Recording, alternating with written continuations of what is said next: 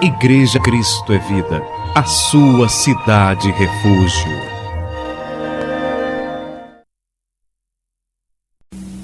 O Natal, porque existem, infelizmente, o Natal cristão e o Natal pagão. O Natal que o mundo tem celebrado não é o Natal cristão, é o Natal pagão. O Natal cristão, ele tem como figura principal quem? Jesus. E qual é a figura principal do Natal pagão que o mundo tem celebrado? Papai Noel. Conseguiram a proeza de tirar aquele que é verdadeiramente digno de todo louvor, de toda honra, de toda glória, que é o Senhor Jesus, que é o Deus único, que é o Deus soberano.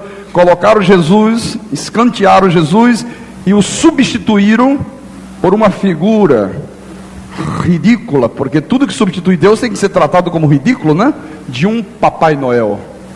E simplesmente tiraram aquele que é a razão do Natal, que é o Senhor Jesus Cristo. Tanto que você vê que celebra-se o Natal na véspera, O Natal é hoje, não foi ontem, Natal é hoje é a celebração do Natal. E o Natal é uma festa, é uma celebração espiritual. Então as pessoas celebram um Natal que não tem nada a ver com o Natal do cristianismo. O Natal cristão é outra coisa completamente diferente do que esse mundo aí tem celebrado. É bonito ver a cidade iluminada, muitas luzes, muita festa, fogos, Porque ainda que eles não saibam, quando se ilumina a cidade, quando se enfeita as casas, as praças, as árvores, os edifícios, sem que eles saibam, eles estão anunciando ao mundo que um dia o Todo-Poderoso habitou nessa terra numa forma de homem. E é por isso que nós celebramos o Natal. Então vamos ouvir a voz de Deus, vamos ouvir a palavra de Deus. Deus tem coisa preciosa para falar para você nessa noite. Vamos abrir a Bíblia Sagrada no livro de João, Mateus, Marcos, Lucas e João, capítulo 1, versículo 1. E a mensagem que o pastor traz à igreja nesta noite de Natal tem como tema: e o Verbo se fez carne. Todos encontraram já? Acompanhe na tua Bíblia. Então diz assim o texto sagrado: no princípio era o Verbo, e o Verbo estava com Deus, e o Verbo era o Filho. Como é que está escrito? E o Verbo era Deus. O Verbo era Deus. No versículo 14: e o Verbo se fez carne e habitou entre nós, entre eles, judeus naquele tempo, cheio de graça e de verdade, e vimos a sua glória, glória como do unigênito do Pai. Então vamos orar a Deus, para que o Espírito de Deus, que nos guia a toda a verdade, nos faça entender, nos faça compreender de uma maneira ainda mais profunda esta verdade que o Cristo ressuscitado revelou ao apóstolo São Paulo. Vamos orar a Deus agora, em nome de Jesus.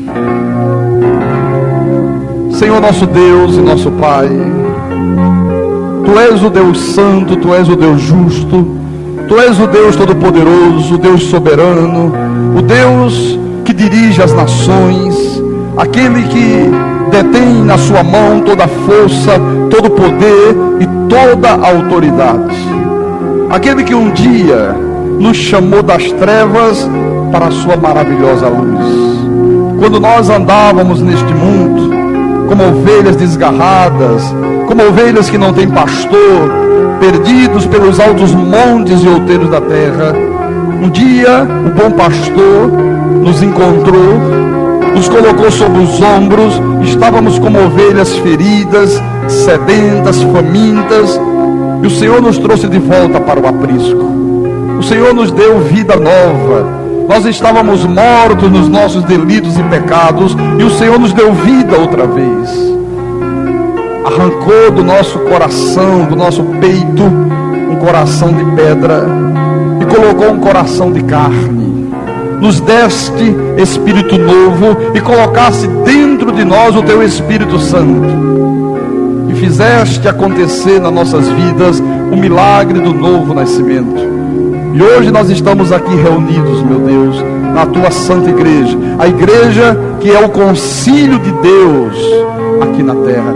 Hoje nós estamos reconciliados com o Pai, porque o Senhor nos reconciliou contigo mesmo. E queremos ouvir a tua voz, queremos crescer na tua graça, no teu conhecimento, queremos alimentar o nosso espírito com a palavra da verdade, como alimento sólido.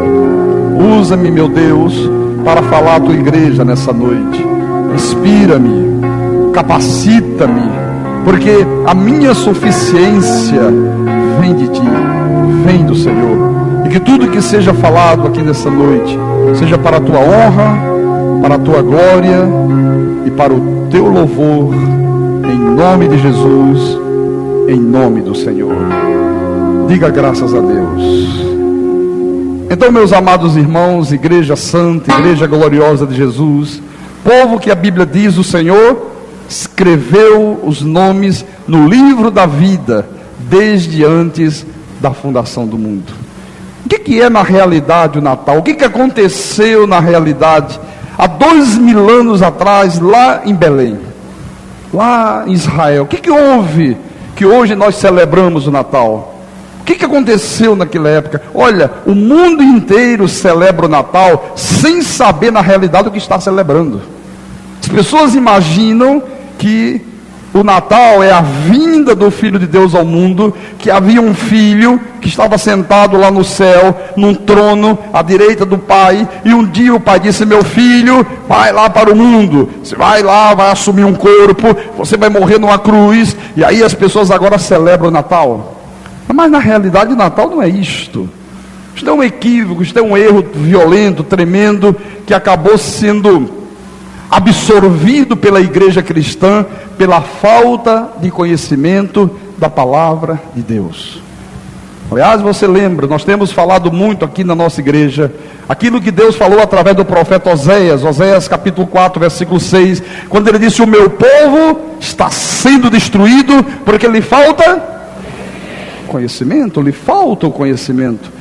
Então, quando não se tem conhecimento, você acaba crendo em muitas coisas que não são verdadeiras. Você acaba sendo manipulado, você acaba sendo enganado, e você acaba adorando sem conhecer, sem saber a quem na realidade você está adorando, a quem você está servindo. Então, o que aconteceu na verdade ali em Belém? Veja que João diz assim: no princípio era o verbo. O que era o verbo? O que significa esta palavra verbo? No texto grego significa a palavra. No princípio era a palavra. A palavra estava com Deus. A palavra era Deus. Então, quando você vai para o primeiro livro da Bíblia, o livro de Gênesis, o livro que traz o relato da criação, então você encontra isto aqui que João está dizendo. No princípio era o verbo, a palavra. Então era Deus, a palavra estava com Deus, a palavra de poder, a palavra criadora. E Deus dizia: haja luz, e houve luz. Haja separação entre águas e águas, e forme-se a porção seca da terra. Haja luzeiro no firmamento, haja isso, haja aquilo. Então Deus, com a palavra de poder, com a palavra criadora, Deus foi criando todas as coisas. Então ele disse: no princípio era o verbo, era a palavra estava com Deus, claro, que Deus aqui criou todas essas coisas. E o verbo quem era? Aquela palavra que criou todas as coisas, quem era na realidade aquela palavra? Era Deus. E no versículo 14 ele diz: e o verbo, e a palavra, e Deus se fez carne e habitou entre nós, entre eles naquela época, né? Então Deus se fez carne. Quer dizer que o que se fez carne lá no ventre de Maria, lá na Galileia, e acabou nascendo em Belém, foi o Deus único, foi o Deus todo-poderoso, foi o Criador dos céus e da terra. Não imagine você que ficou um pai lá em cima e um filho aqui embaixo. Não existe isso, nunca existiu isso aqui. O Deus todo-poderoso, o Deus único. Você vê que nós cristãos, nós cremos no único Deus, como os judeus também. Nós não somos um povo politeísta. Nós não cremos em vários deuses. Nós cremos no único Deus, o único Senhor. E esse Deus único, esse Senhor único, Ele um dia se fez carne no ventre da Virgem Maria. Por falta de conhecimento desta verdade, porque a palavra de Deus tem que ser discernida espiritualmente. Paulo disse isso aos Coríntios, né? Paulo disse: olha, o homem natural não aceita as coisas do Espírito, porque eles são loucura. As coisas do Espírito se discernem espiritualmente. Então tem que se discernir espiritualmente. E por não se discernir espiritualmente, por não se ter o conhecimento dessas verdades aqui, se usa muito no mundo religioso a expressão o Filho Eterno de Deus. Sempre se fala isso, o Filho Eterno de Deus, Jesus é o Filho Eterno de Deus. Então as pessoas que acreditam na falsa doutrina da Trindade, que é uma doutrina falsa, elas acreditam e elas confessam isso com a boca, que o Pai é eterno, o Filho é eterno e que o Espírito Santo também é eterno. Infelizmente, meus irmãos, a igreja evangélica, ela está toda contaminada por este pensamento errado, que é fruto da apostasia da igreja romana, com a sua teoria da existência de três deuses.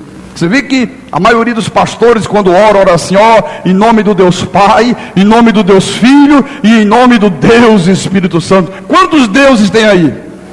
3. Mas nós cremos em 3 ou nós cremos em 1?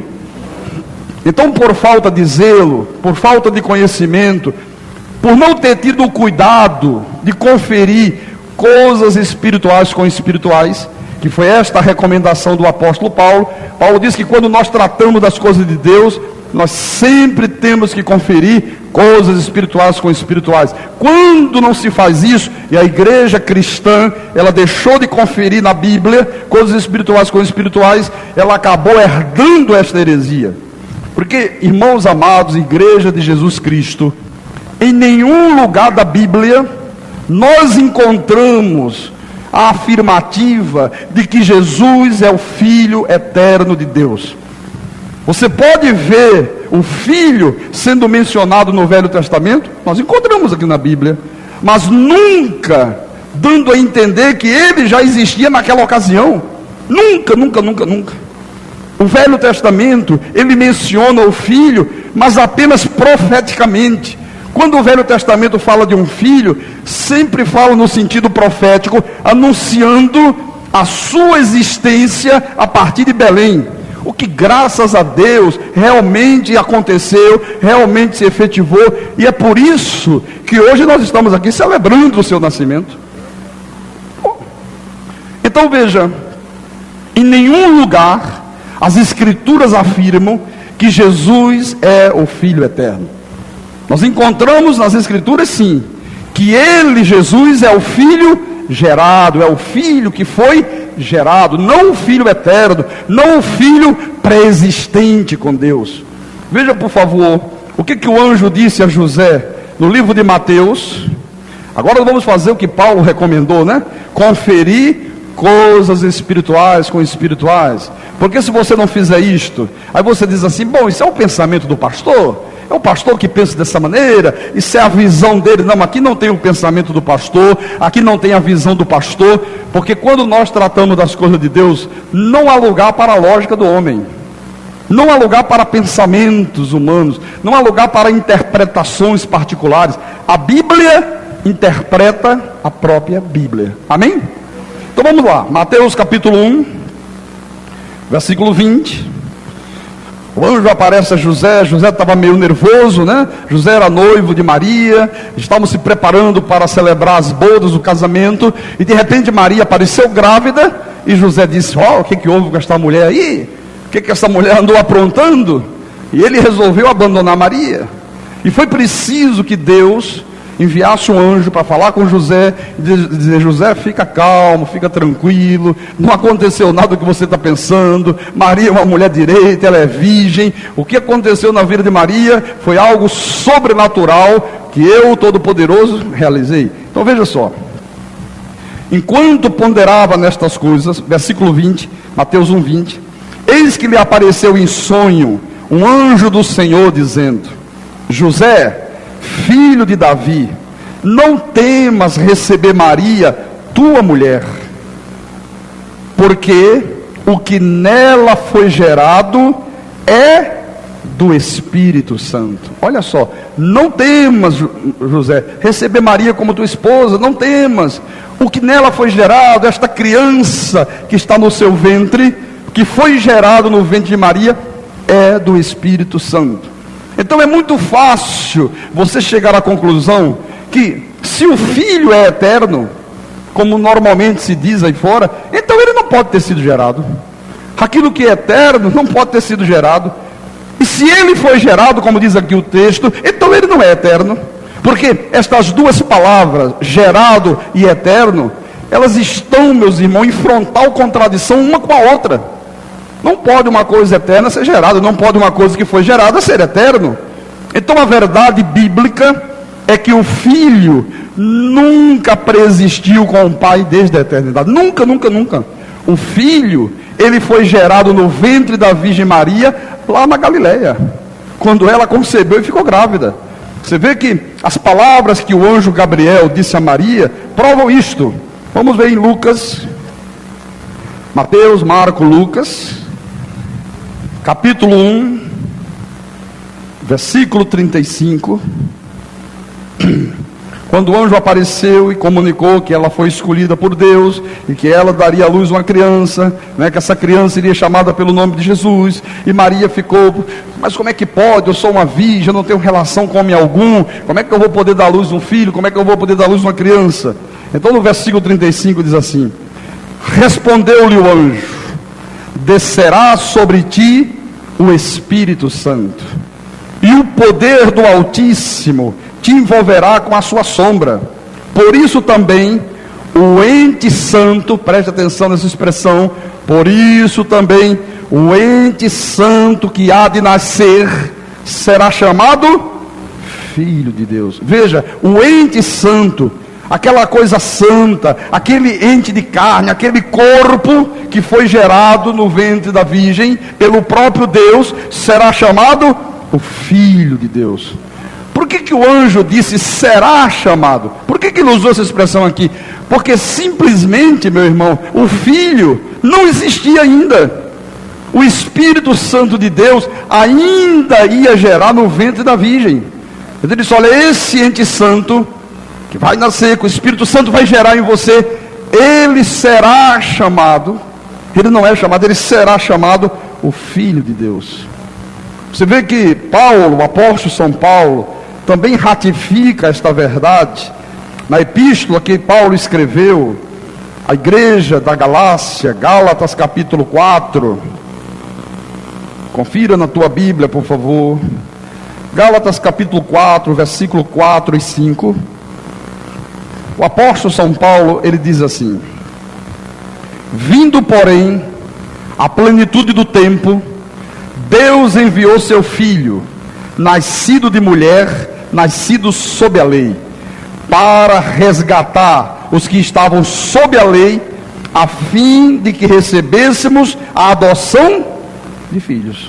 Então a verdade é que o Filho, ele foi nascido de uma mulher. Agora, quando Paulo diz que Deus enviou o seu Filho, ele não está dizendo aqui que o Filho já existia lá nos céus e que por isso ele foi enviado dos céus aqui para a terra. Não. Paulo está dizendo que Deus enviou o seu Filho, mas enviou o seu Filho quando? Depois que ele nasceu, para o desempenho de uma missão. O Filho tinha uma missão a desempenhar depois que nasceu. Esta é a verdade da Bíblia. Qual era a missão do Filho, pastor? Está aqui escrito: resgatar os que estavam sob a lei. Então as pessoas não procuram discernir espiritualmente as coisas do Espírito, elas vão se apegando à letra, né? E aí quando elas leem a Bíblia e elas veem a expressão enviou o seu Filho, elas imaginam nas suas mentes, né, que o Filho já existia nos céus e que foi enviado dos céus. Imagino que o Filho já existia com Deus. Irmãos, isso é um erro tremendo. Você sabe que a Escritura diz que a letra mata, a letra mata. Você tem que saber extrair da letra o espírito da letra. Qual é a mensagem que a letra está transmitindo? Você veja, por exemplo, O que Jesus disse a respeito de João Batista? Veja, por favor, em Mateus capítulo 11. Como é que as coisas vão começar a clarear na tua mente? Mateus 11, versículo 10. Isso é Jesus falando acerca de João Batista. Então Jesus disse assim: este é de quem está escrito: eis aí eu envio diante da tua face o meu mensageiro, o qual preparará o teu caminho diante de ti. Então veja que João Batista, ele também foi enviado. Você pode ler assim: houve um homem enviado de Deus, cujo nome era João. Ora, se nós usássemos o mesmo raciocínio que aqueles hereges que no século III, no ano 325, no concílio de Niceia, criaram a doutrina da Trindade, a falsa doutrina da existência de três deuses, de três pessoas distintas, se nós usássemos o mesmo raciocínio deles, então nós poderíamos afirmar que João já era um homem, já antes do seu nascimento. Isso seria um absurdo tremendo, seria um absurdo sem precedentes. Mas tem gente que não entende isso aqui, aí fica procurando textos na Bíblia, tentando provar de toda forma e maneira que o Filho já existia eternamente com Deus. Você sabe qual é um dos textos muito usado pelo mundo religioso, por aqueles que manipulam a verdade da Bíblia, para provar que o Filho já existia com Deus antes de Belém? Vou te mostrar João 3,16. No livro de João, na sequência, Mateus, Marcos, Lucas e João, capítulo 3, versículo 16. O texto diz assim: porque Deus amou ao mundo de tal maneira que deu o seu Filho unigênito, para que todo que nele crê não pereça, mas tenha a vida eterna. Então ele diz assim: aqui está a prova. Deus deu o seu Filho, Deus enviou o seu Filho. Isto é a prova de que Cristo já era Filho, antes dele nascer em Belém, de que Cristo já existia com Deus lá no céu. Irmãos, isto é o que diz a lógica do homem. Isso é a lógica do homem que fala isso aqui. É por isso que o apóstolo São Paulo, quando ele escreveu a Timóteo, ele disse assim: procura apresentar-te a Deus como obreiro aprovado, que não tem do que se envergonhar e que maneja bem a palavra da verdade. Depois ele disse aos Colossenses, vamos ver isso em Colossenses, segura um pouco aí, é bom conferir, não vamos nunca perder esse hábito. Colossenses 2, Colossenses capítulo 2, versículo 1. Gostaria, pois, que soubesseis quão grande luta venho mantendo por vós, pelos laodicenses, e por quantos não me viram face a face. Quer dizer que Paulo vinha mantendo já naquele tempo uma grande luta, uma luta tremenda, que é a mesma luta que nós temos mantido hoje. Para que Paulo vinha mantendo esta grande luta? Para que o coração deles seja confortado e vinculado juntamente em amor, e eles tenham toda a riqueza da forte convicção do entendimento, para compreenderem plenamente o mistério de Deus, Cristo. Paulo diz: olha, eu venho mantendo uma luta tremenda, para que vocês entendam plenamente, para que vocês compreendam, isto é uma riqueza tremenda de conhecimento. Paulo diz: vocês têm que conhecer plenamente o mistério de Deus, Cristo.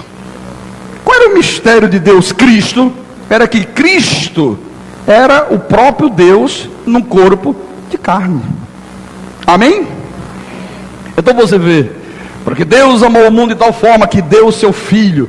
Em algumas versões da Bíblia diz que enviou o seu Filho. Então você vê, tanto a palavra deu, como a palavra enviou, elas sempre são empregadas no sentido de que Deus enviou o seu Filho, Deus deu o seu Filho, mas como um homem maduro, para o desempenho de uma missão.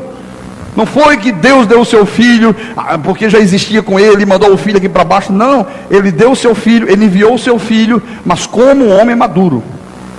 Você vê que Jesus fez exatamente o mesmo em relação aos seus discípulos. Houve um momento que ele disse para os discípulos: olha, assim como o Pai me enviou, eu vos envio a vós outros. Ele também enviou os discípulos. Quando ele fez a sua oração sacerdotal, volta lá em João 17. João 17, versículo 8. Capítulo 17, versículo 8. Versículo 18, perdão. Ele diz assim: assim como tu me enviastes ao mundo, também eu os enviei ao mundo. Quando ele enviou os discípulos ao mundo, os discípulos estavam aqui no mundo ou estavam nos céus? Hã? Que mundo é esse aqui? O mundo ocumene, o mundo da salvação. O mundo é um mundo espiritual que é composto por todos aqueles que Deus predestinou para a salvação. Olha, assim como tu me enviastes ao mundo, eu também os enviei ao mundo. A mesma coisa, a mesma coisa. Você vê, irmãos, antes do filho ser enviado, né, antes dele ser enviado, aliás, 700 anos antes, havia uma profecia feita por Isaías a respeito desse filho enviado, muito interessante. Eu queria que você visse agora, lá no Velho Testamento, o livro do profeta Isaías, capítulo 61. Isaías 61, versículo 1. Isaías 61, 1. Então diz assim, isso é uma profecia. Olha, 700 anos antes do verbo ter se feito carne em Belém, já havia profecia que dizia: o Espírito do Senhor Deus está sobre mim, porque o Senhor me ungiu para pregar boas novas aos quebrantados, enviou-me a curar os quebrantados de coração, a proclamar libertação aos cativos e a pôr em liberdade os algemados. Isso aqui era 700 anos antes. Agora vamos ver o que aconteceu 700 anos depois, quando Jesus estava numa sinagoga lá em Nazaré. Vamos ver agora, vá para Lucas. Olha, por isso que tem que manejar bem a palavra da verdade, viu? Lucas capítulo 4, versículo 17 em diante. Vamos ler o 16 também, né? Para você comprovar que ele estava numa sinagoga em Nazaré, como o pastor falou. Diz assim: indo para Nazaré, onde fora criado, entrou num sábado na sinagoga, segundo o seu costume, e levantou-se para ler.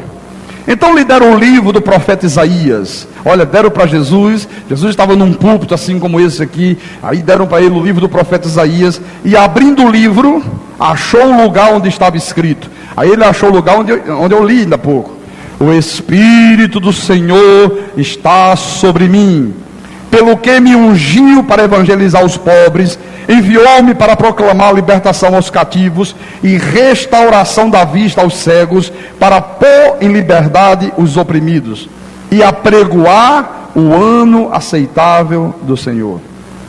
Versículo 20. Tendo fechado o livro, devolveu ao assistente e sentou-se. E todos na sinagoga tinham os olhos fitos nele. Então passou Jesus a dizer-lhes, presta atenção o que Jesus passou a dizer-lhes: hoje, ali naquele momento, se cumpriu a escritura que acabais de ouvir.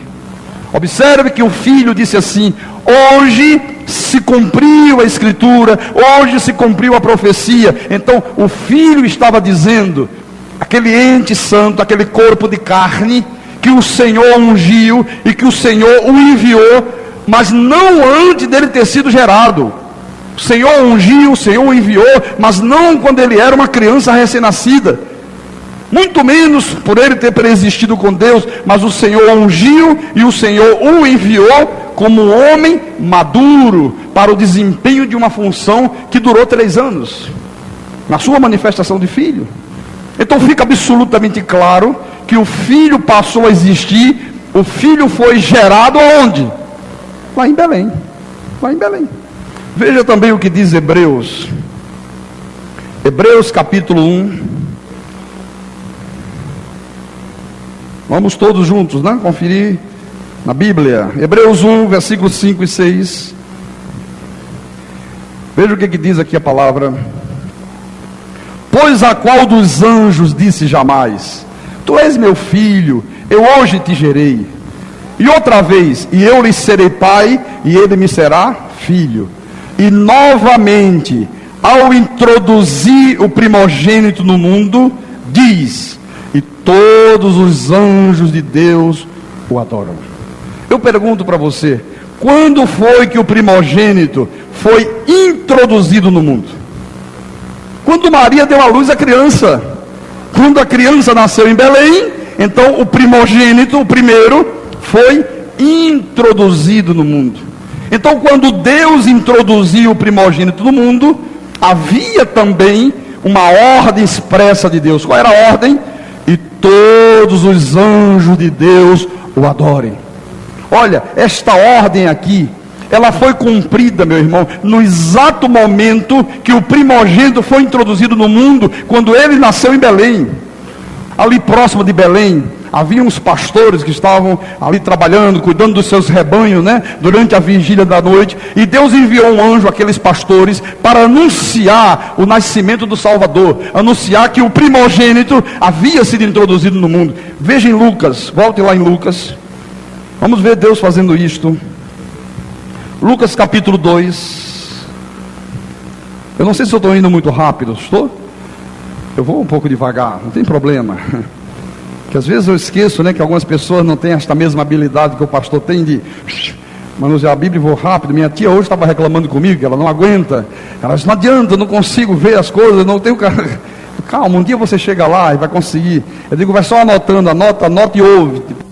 E subitamente apareceu com um anjo uma multidão da milícia celestial, louvando a Deus. Quem é que eles estavam louvando? A Deus. E dizendo: glória a Deus nas maiores alturas, e paz na terra, entre os homens a quem Ele quer bem. Então aqui cumpriu-se a ordem: e todos os anjos de Deus o adorem. Então, meus irmãos amados, povo santo de Deus, até o filho ser gerado no ventre de Maria, todas as vezes, preste atenção nisto, todas as vezes que o Velho Testamento fala do filho, ele o faz profeticamente. Ele o faz profeticamente, nunca como ele já existindo naquela época. Por exemplo, no Salmo, no livro de Salmos, vá ao livro de Salmos, o segundo Salmo, o Salmo 2, olha aqui como é que fala profeticamente do filho. Salmo 2, versículo 7, diz assim: proclamarei o decreto do Senhor. Ele me disse: tu és meu filho, eu hoje te gerei. Você está compreendendo? Isso aqui é uma palavra profética. Depois em casa você leia o salmo inteiro e você vai ver que todo este salmo aqui, ele é composto de palavras proféticas, se referindo ao filho que seria gerado lá na frente em Belém. São palavras proféticas. Pastor Carlos Magno, mas olha só, pastor, o problema é o seguinte, pastor, eu tenho um vizinho meu lá, ele é muito religioso, e eu fui falar essas verdades com ele, e ele disse: não, mas existe uma trindade, eu creio na existência de 3 pessoas distintas, e ele argumentou comigo, pastor, dizendo o seguinte: ora, o Velho Testamento fala que Deus é chamado de Pai. Então, se Deus é chamado de Pai lá no Velho Testamento, é a prova, é óbvio, de que ele teve um filho. Senão ele não seria chamado de pai lá no Velho Testamento. Pastor, ele usou esse argumento para cima de mim, e eu fiquei sem saber como responder. Olha, irmãos, veja como é que se usam raciocínios fraudulentos. Lá em Colossenses, quando Paulo disse que mantenho uma grande luta por vós, pelos laodicenses, pelos colossenses, e por quanto não me viram ainda face a face, para que vocês tenham um pleno conhecimento do mistério de Deus Cristo. Pouco adiante do versículo seguinte, Paulo diz: eu faço isto para que ninguém vos engane com raciocínios falazes. O que é um raciocínio falaz? É um raciocínio fraudulento. Olha como é que se usa raciocínio fraudulento. Ele diz assim: bom, se existe um pai lá no Velho Testamento, então Isto é a prova cabal, absoluta, de que o filho já existia com o pai, senão ele não seria chamado de pai. Olha, tudo isso são raciocínios falazes, tudo isto aqui são vãs filosofias, é a lógica do homem funcionando, meus irmãos amados. Mas olha, quando nós tratamos das coisas de Deus, não há lugar para a lógica, não há lugar para os achismos da vida. Você sabe que hoje a igreja está cheia de achismo, né? Não porque eu acho que é assim, não porque eu acho que é assado, não porque eu acho isso, não porque eu acho aquilo. Não há lugar para achismo. Quando nós tratamos das coisas de Deus, só existe lugar para aquelas verdades que podem ser comprovadas facilmente aqui na Bíblia Sagrada.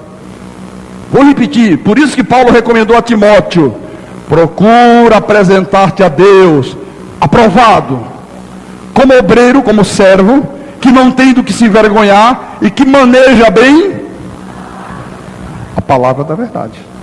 Então vamos manejar bem a palavra da verdade, a Bíblia Sagrada, né? E vamos descobrir em relação a que ou a quem Deus é chamado de Pai no Velho Testamento. Vamos lá?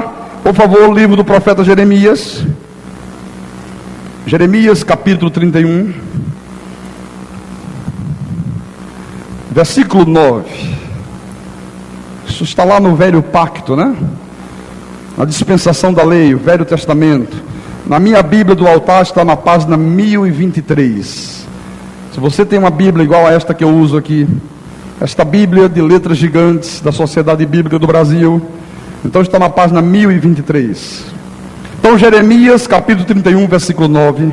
Então diz assim: virão com choro e com súplicas os levarei, guiá-los-ei aos ribeiros de água, por caminho reto, em que não tropeçarão.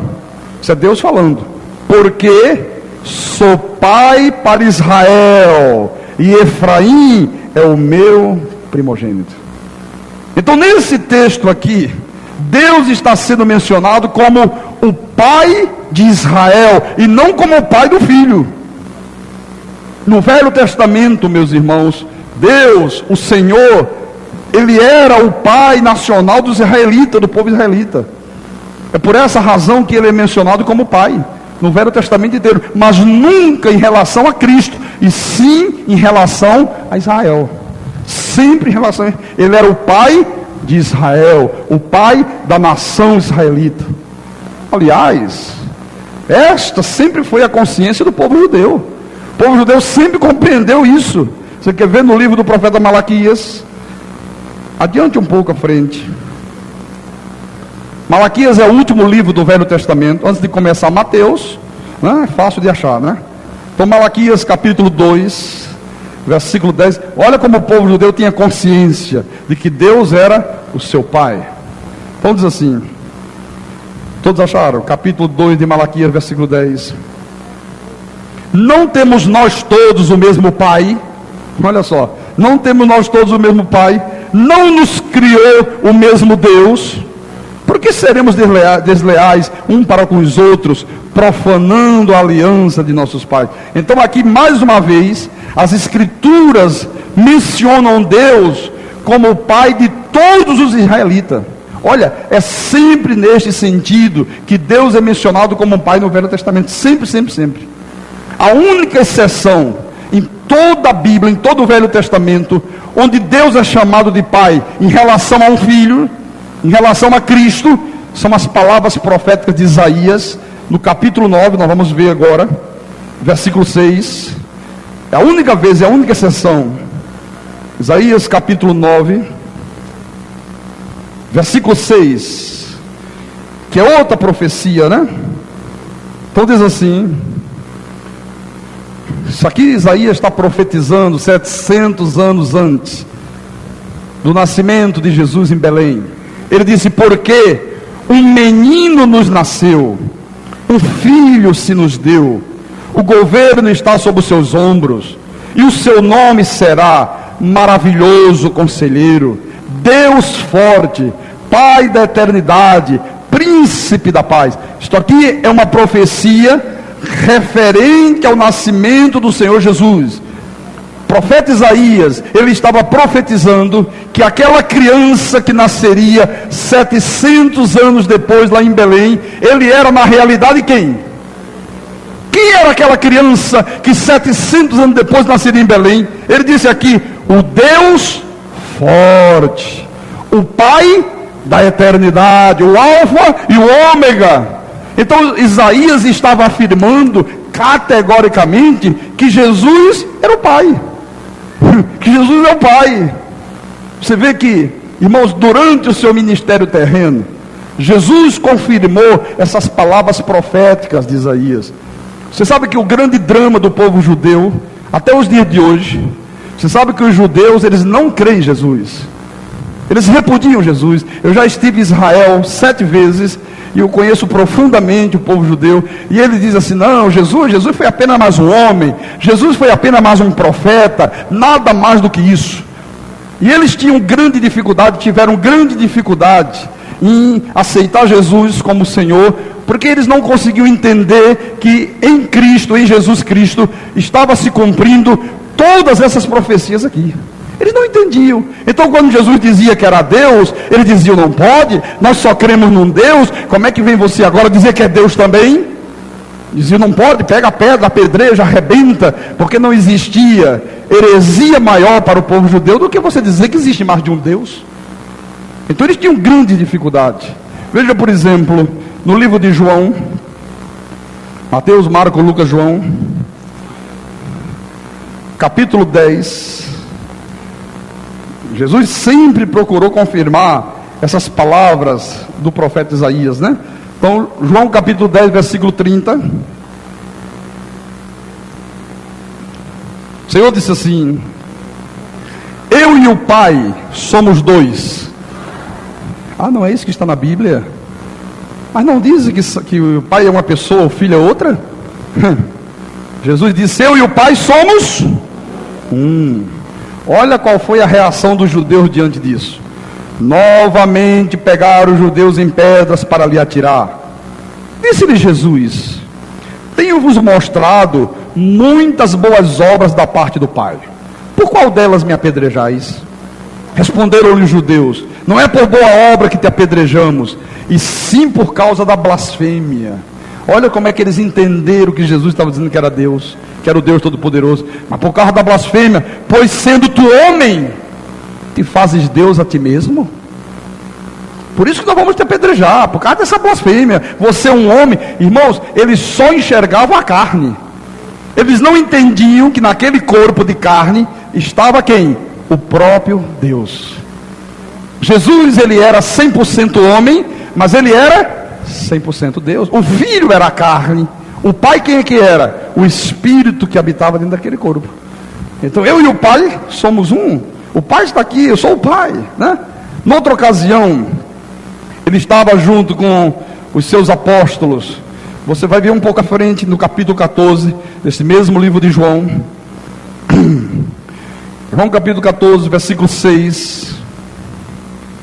Jesus disse assim, respondeu-lhe Jesus, João 14, 6, eu sou o caminho, e a verdade, e a vida, ninguém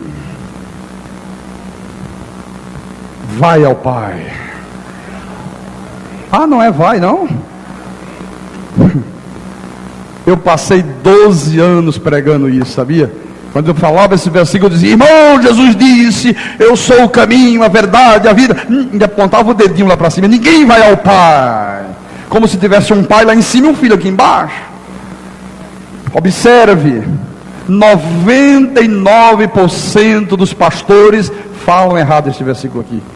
Porque a ideia que se está na cabeça das pessoas é que o pai ficou lá em cima e o filho veio aqui para baixo. Então, e quando eu lia na Bíblia, eu dizia, caramba, tem um erro aqui.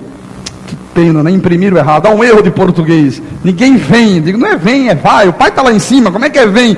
Jesus disse, ninguém vem ao Pai, senão por mim.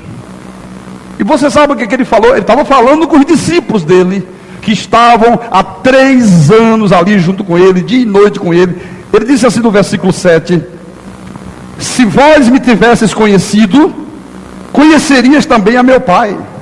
Uau, como é que pode? 3 anos junto com ele, não conheciam ele? Irmãos, tem gente dentro da igreja de Jesus Cristo, tem gente que é cristão, que é crente aí, 10 anos, 20 anos, 30 anos, 50 anos, e não conhece Jesus ainda. Não sabe quem é Jesus, acha que Jesus é a segunda pessoa de uma trindade, acha que ele é o filho do Pai. Se vós me tivesses conhecido, conhecerias também a meu Pai. Jesus disse: desde agora o conheceis e o tendes visto. Filipe não aguentou, os apóstolos todos comentando assim: mas espera aí, ele está dizendo que nós não temos conhecido a ele?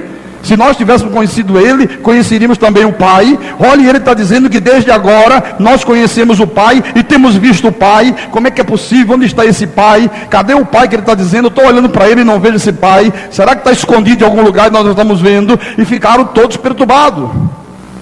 Filipe tomou a frente de todos e disse assim: Senhor, por favor, a gente não aguenta mais esse drama.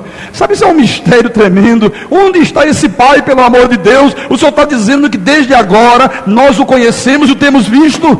Onde está o Pai que nós já procuramos aqui em tudo quanto é lugar e não encontramos esse Pai? Por favor, mostra-nos o Pai, e isso nos basta. Disse-lhe Jesus: Filipe, há tanto tempo estou convosco e não me tens conhecido. Que coisa, hein? É como se Jesus dissesse para você: mas há tanto tempo você está dentro da igreja, há tanto tempo você tem Bíblia, há tanto tempo você lê as Escrituras, e você ainda não me conhece, e você ainda não sabe quem eu sou. Olha, quem me vê a mim, vê o Filho. Ah, não é isso que... Não, quem me vê a mim, vê a segunda pessoa da Trindade. Jesus disse: quem me vê a mim, vê o Pai. Como dizes tu, mostra-nos o Pai. Porque Jesus era o Pai. Paulo disse: olha, vocês têm que compreender plenamente o mistério de Deus, Cristo. O que João disse? No princípio era o verbo estava com Deus, o verbo era Deus, e o verbo se fez. Quem é que se fez carne? Deus se fez carne no ventre de Maria. Por isso que isto era um grande mistério, e esse grande mistério foi revelado lá na frente ao apóstolo São Paulo. Olha, irmãos, durante todo o ministério terreno de Jesus, Jesus ensinou muitas coisas, muitas coisas, mas jamais Jesus ensinou a respeito de uma trindade celestial. Por que ele nunca ensinou a respeito disso? Porque, irmão, Jesus, como Deus que era, Jesus sabia que Pai, Filho e Espírito Santo era na realidade uma só pessoa. Que Pai, Filho e Espírito Santo eram títulos que eram dados às manifestações de Deus. Deus se manifestou como Pai na criação, Deus se manifestou como Filho na redenção, quando ele assumiu um corpo, e Deus se manifestou como Espírito Santo na redenção. Mas não são três, não existe três pessoas distintas, é um só Deus. Por exemplo, eu sou pai, eu sou filho. Quando eu visito minha mãe, quem é este moço bonito aí que chegou?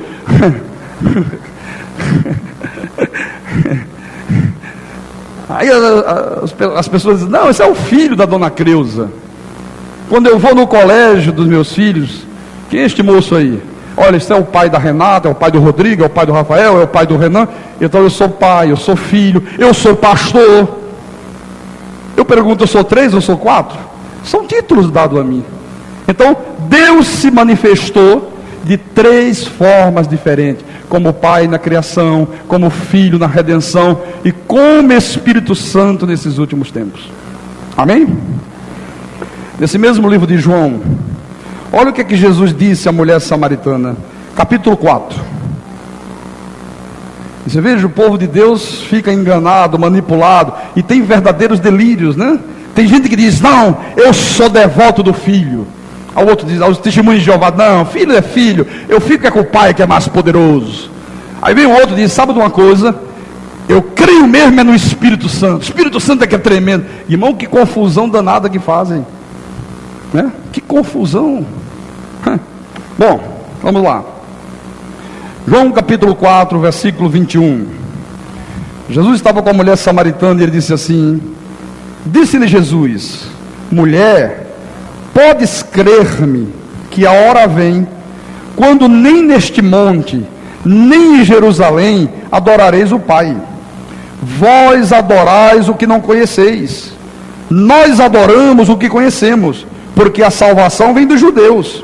Mas vem a hora, e já chegou, em que os verdadeiros adoradores adorarão o Pai em espírito e em verdade, porque são estes que o Pai procura para seus adoradores. Deus é espírito, e importa que os seus adoradores o adorem em espírito e em verdade. Então Jesus está dizendo aqui que os verdadeiros adoradores adorarão a quem? Ao Pai. Diga: adorarão ao Pai. Aí eu faço uma pergunta para você: será que Jesus, neste ensinamento aqui, estava negando que fosse ministrada adoração às outras duas pessoas divinas? Não, não estava negando. Por que não estava negando, pastor? Simplesmente porque não existem outras duas pessoas divinas. O que existe é um só Deus que se manifestou de três formas diferentes. Veja que as heresias, meus irmãos, elas não resistem ao confronto com a verdade da Bíblia. Todos os argumentos que são usados pelos defensores da falsa doutrina da Trindade, todos esses argumentos, eles caem por terra quando nós confrontamos com a verdade da palavra de Deus. Não resiste à verdade da Bíblia. A maioria do povo de Deus adora a quem eles não conhecem. O mundo inteiro celebra o Natal sem saber o significado do Natal. Natal é a celebração do nascimento do Filho de Deus. Quem era o Filho de Deus? Aquele corpo de carne, aquele ente santo que o próprio Deus gerou no ventre de Maria. Por que é chamado primogênito? Por que ele era filho de Deus? Porque, irmãos, para Deus habitar naquele corpo, o verbo se fez carne, o verbo assumiu um corpo. Para Deus habitar naquele corpo, tinha que ser um corpo que não tivesse a semente do pecado que há no nosso. Todos os seres humanos, eles são descendentes de quem? De Adão. Adão pecou e o pecado passou a todos os homens. A matriz se estragou e todos que descendem da matriz já traz a marca do pecado. Mas Deus não poderia habitar num corpo de pecado. Então, qualquer corpo humano que já existiu, que exista ou que venha a existir, sempre será fruto desse mecanismo biológico que o próprio Deus criou. Qual foi o mecanismo biológico que Deus criou a partir de Adão e Eva? Que para existir um corpo, tem que haver o espermatozoide do homem e o óvulo da mulher. Pode ser num laboratório, no bebê de proveta, né? Pode ser numa inseminação artificial, pode ser numa relação sexual normal, mas só pode existir um corpo por esse meio. Tem que o espermatozoide vir de lá, contra o óvulo da mulher e fecundar o óvulo, aí vai existir um corpo. O único corpo de carne que existiu neste mundo, sem passar por este processo, foi o corpo de quem? Do Filho de Deus, para que o próprio Deus pudesse habitar naquele corpo. Então, meus irmãos amados, Deus se encarnou, Deus se fez homem, Deus assumiu um corpo, e os judeus naquela época diziam, os judeus que criam, que entendiam isto, né, como João, e habitou entre nós, cheio de graça e de verdade. Aquele Jesus que era chamado Filho de Deus, que era chamado Filho de Maria e José, ele era na realidade o próprio Deus. Jesus era 100% homem, mas ele era 100% Deus. O trono se esvaziou, Deus desceu do trono e Deus se encarnou, Deus assumiu um corpo. É isso que Paulo disse, o mistério de Deus, Cristo. Paulo diz, vocês têm que entender isso plenamente, para que ninguém engane vocês com raciocínios fraudulentos. Você veja, o mundo inteiro não entende isso aqui, e foi enganado por uma falsa doutrina de que existe uma trindade, e as pessoas celebram o Natal, imaginando que um Deus ficou lá em cima, e que um filho foi enviado aqui para baixo. Elas não entendem que o Natal foi o momento mais marcante de toda a história da humanidade, quando Deus Todo-Poderoso, o Deus que Jesus disse é Espírito, o Deus que criou todas as coisas, assumiu um corpo semelhante ao meu, semelhante ao teu, mas sem a semente do pecado de Adão. Isso é que é o mistério do Natal. Esta é que é a celebração do Natal. Você celebrar esse mistério da encarnação de Deus. Isso é que é o grande mistério. Naquele corpo habitava quem? Deus. O Filho era a carne, o Pai era o Espírito. Quando Jesus dizia, ó Pai, não é que tinha um Pai lá em cima, não. Era a carne falando com o Espírito. A natureza humana se dirigindo à natureza divina. Em Colossenses, para a gente terminar, por favor. Colossenses capítulo 2, versículo 9. Paulo disse assim, Colossenses 2:9, porquanto nele, se referindo ao corpo de Jesus, nele habita corporalmente 10% da divindade. 50% da divindade. 80%, 99,9%. Paulo disse, olha, nele, nesse corpo aí de Cristo, habita a plenitude da divindade. Deus, na sua plenitude, habitava naquele corpo, meu irmão amado. Amém? Habita corporalmente a plenitude da divindade. Aí quando você fala daí fora, os pregadores, os padres também, né? Não, isso é um mistério, essa coisa da trindade, isso é um mistério que nós só vamos entender na vida eterna. Olha, eles creem numa coisa que eles não conseguem entender, porque não há trindade. O que existe é a manifestação de um Deus único, que se manifestou de 3 formas diferentes ao mundo. E vamos terminar a mensagem em Lucas capítulo 2,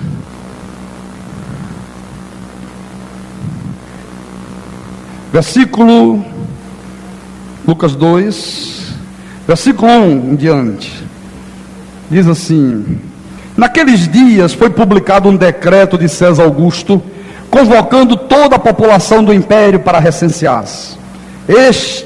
O primeiro recenseamento, foi feito quando Quirino era governador da Síria. Todos iam alistar-se, cada um à sua própria cidade.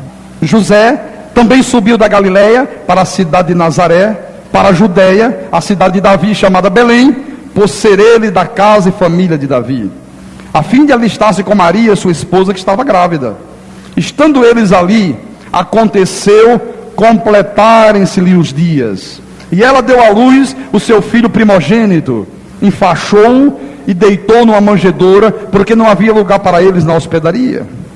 Havia naquela mesma região pastores que viviam nos campos e guardavam o seu rebanho durante as vigílias da noite. E um anjo do Senhor desceu aonde eles estavam, e a glória do Senhor brilhou ao redor deles, e ficaram tomados de grande temor. Olha, quer dizer que Maria estava grávida, né? Havia uma profecia que dizia que o Cristo nasceria, né, da descendência de Davi. Ele tinha que nascer em Belém. Então Deus providenciou, né, que o Império Romano convocasse um censo, fizesse um recenseamento, e as pessoas tinham que ir à sua cidade de origem. Como José era da descendência de Davi, ele teve que ir se recensear em Belém.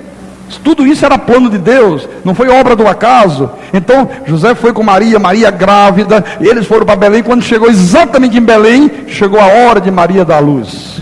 Não havia vagas, hospedaria cheia, tudo lotado. Então eles tiveram que se hospedar numa estrebaria, e Jesus nasceu numa manjedoura. Então nasceu uma criança. E quem era aquela criança? Era exatamente aquela que Isaías havia profetizado 700 anos antes, dizendo: um menino nos nasceu, um filho se nos deu, e o seu nome será Maravilhoso Conselheiro, Deus Forte. Isaías, você tem certeza do que você profetizou? Isaías Se Isaías estivesse vivo naquela época, os judeus iam chamá-lo e dizer: vem cá, você tem certeza do que você falou? Você está afirmando, Isaías, que esta criança aí é o Deus forte? Você está afirmando que esta criança é o Pai da eternidade? É o Criador de todas as coisas? É o Alfa e o Ômega? E certamente que Isaías diria, sem dúvida, que Deus falou através de mim. Então nasceu a criança. Havia os pastores pastando, tomando conta do seu rebanho na vigília da noite. E Deus enviou um anjo. O anjo desceu onde eles estavam. A glória do Senhor brilhou ao redor daqueles pastores. Eles ficaram tomados de temor. E no versículo 10 diz: o anjo, porém, lhes disse: não temas. Eis aqui vos trago boa nova de grande alegria, que o será para todo o povo. É que hoje vos nasceu na cidade de Davi um Salvador, que é Cristo o Senhor. Olha o que o anjo diz: é que hoje vos nasceu na cidade de Davi o Salvador. Quem era o Salvador? Deus, que é Cristo o Senhor, que é Cristo o Senhor, porque o povo judeu até então só conhecia Deus como quem? O Senhor. O Senhor disse, os profetas falaram: eis assim diz o Senhor, eis que o Senhor disse. Então, olha o Senhor. Ele disse: olha, nasceu o Salvador, que é Cristo, o Senhor. O Senhor se fez carne. O Deus que vocês creem assumiu um corpo e está ali, no corpo daquela criança. O Deus forte, o Pai da eternidade, o Príncipe da paz. É isso que nós estamos celebrando nessa noite. A vinda de Deus ao mundo num corpo de carne, para que aquele corpo fosse sacrificado como cordeiro, como sacrifício em favor do seu povo, daqueles que ele predestinou para a salvação. Eis que vos trago boa nova de grande alegria, que o será para todo o povo. Aleluia.